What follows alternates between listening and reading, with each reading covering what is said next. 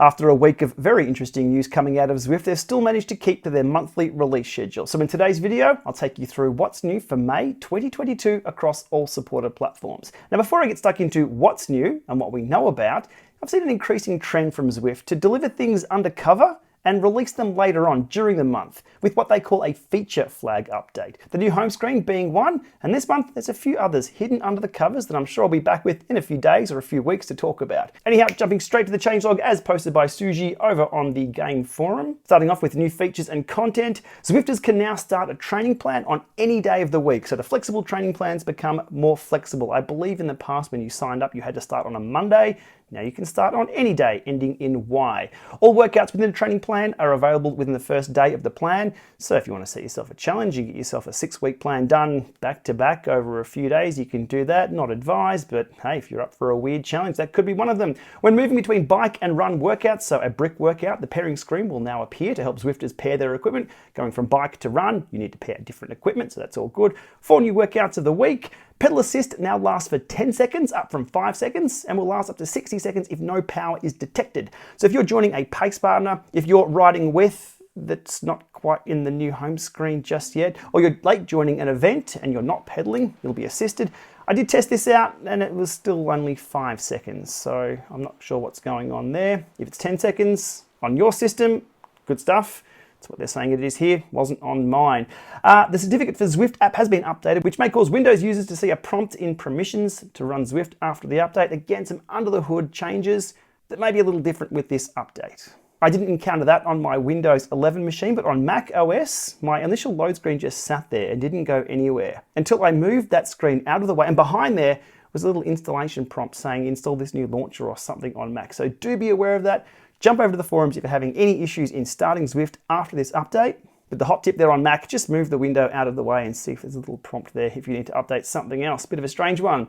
Zwifters running older operating systems on Mac, iOS and Android will see a UI informing of upcoming changes to the minimum OS requirements for Zwift. I won't run through the specific details there, but again, Zwift are rolling through, well, I guess bulldozing and demolishing support for older operating systems. My take on this after many, many years in IT, this is a good thing. Trying to support operating systems that manufacturers themselves of those operating systems don't support is a problem, and a very big problem. The operating systems listed there are many, many years old, and it's just part and parcel for the game if you're running something like Zwift or any other newer software that is cutting edge. Well, you know what I'm saying.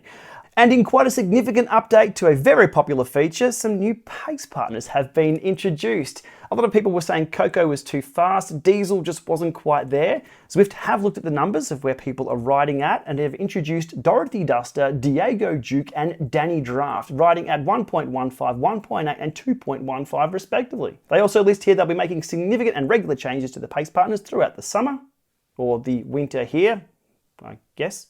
Additionally, the 4 pace partners found in Mercury Island have also been part of the recent staff cuts at Zwift and will no longer be seen on Mercury Islands for now. So they're all over on Watopia, there's a few more of them, and there's a few more paces to choose from. I believe the new pace partners will be listed as D-pace because that's the range that they're in. And with more of them on course, you'll be able to jump from one to the other with U-turns, or if one comes sweeping through and you can get a warm-up from one to the other. This is going to be a good thing. Pace partners are one of the surprise features of Zwift that are very, very simple, but very, very popular. Onto the bug fixes and improvements. Watopia's own QOM-KOM radio station is hosting a familiar voice for your listening pleasure. Now, I won't go too deep into that, but it is a bit of a hat tip to Simon Schofield and the Zwiftcast, which has recently finished up. Fix an issue with impacting power-up probability events with custom power-up settings. Fix an issue causing workout blocks to be missing if your workout was started without a power source paired. Fix an issue that would cause some running workouts not unlocked, etc., etc. Okay, let's just get to the interesting ones. Aha, here we are. Fix an issue causing bikes and riders to fly after completing Repack Ridge. They've taken away the ET bug after Repack Ridge. Some fixes there with event-specific bike overrides, segment leaderboards, pace partner proximity UIs, and finally, they've finally heard us over the sound of the cobbles. Fix an issue causing cobblestone sounds to be a little bit too loud.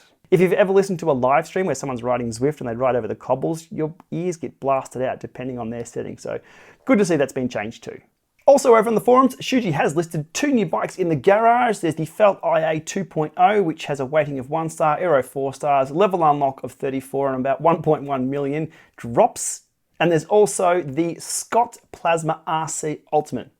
which is 1 star, aero 4 stars, level unlock 33, and again 1.1 million drops. Now, in attempting to load those up and see what they're all about, I was encountering no end of issues with the user interface in the garage today after this update.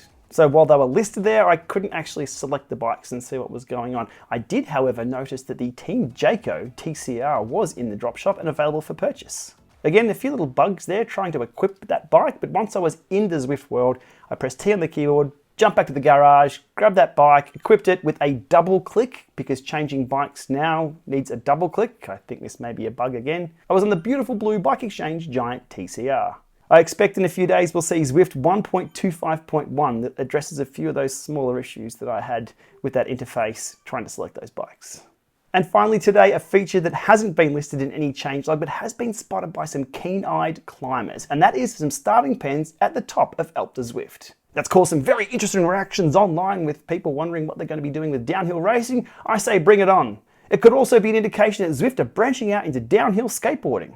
Anyhow, that's a wrap for this month's update on Zwift. Expect a few more videos this month with a few of these little features that haven't been turned on just yet. Anyhow, as always, thanks for watching this one and we'll see you soon.